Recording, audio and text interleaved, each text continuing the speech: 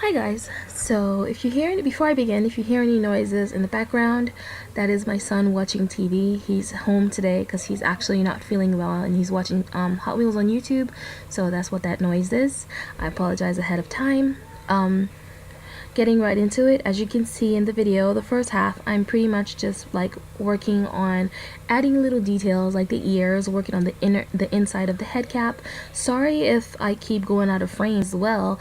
My camera setup is really weird and uncomfortable, and the natural, I guess, thing for my hands to do is to move the sculpt and everything to a more comfortable position, so that's what I kept doing.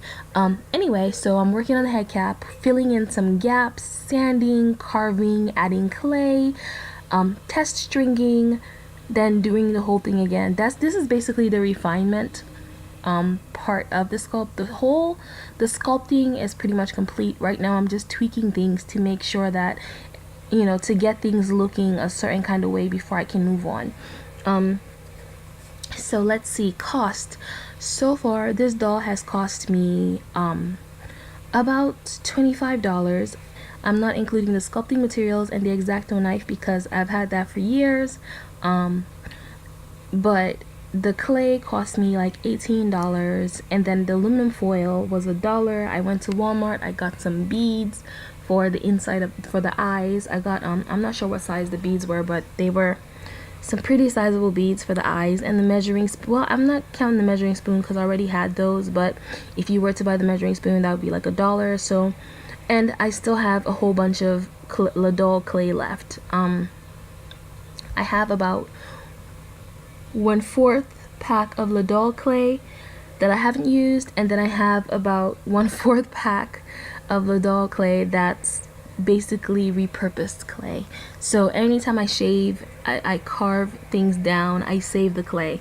So that's basically what that is.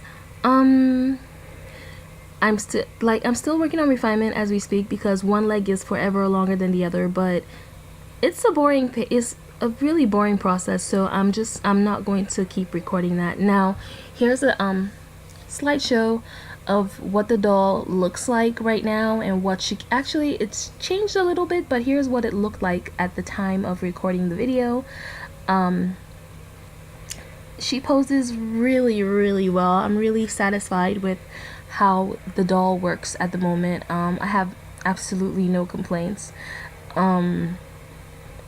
Yeah, the next time I record a video for this, the doll is probably going to be completed and primed, and I would like to show the priming process as well, but then I have to go outside and spray it because we just don't have the space for all that in here.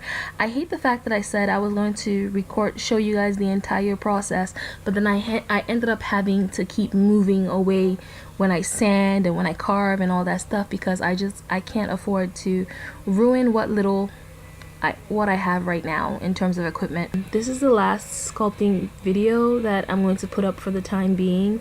Is the last sculpting video for this particular doll, but I'm going to sculpt more dolls in future because that's what I do. I enjoy sculpting and creating dolls and seeing them through. I wouldn't mind recording more process videos in future, so if you're into that, feel free to follow me or whatever.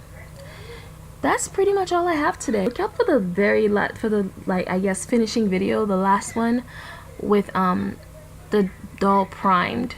That's the last video for this particular series that's going up. Anyway, thank you for watching and I hope you guys have a great day. Bye.